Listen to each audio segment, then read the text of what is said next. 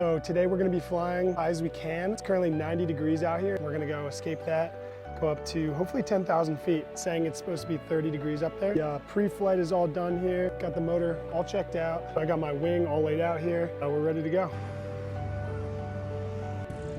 So we're currently at 1,500 feet now. We're good bit up there. And it's way less hot up here. We got the BGD Magic. Bright as shit, I can't see anything. Just trying not to get in a fight with an airplane. Hey guys, so we just got to 7,000. It's a little chilly. It's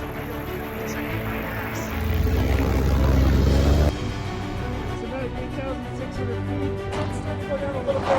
But keep climbing to 10,000. Currently at 9,500 feet above the lake. Holy shit, it's cold up here! Woo-hoo!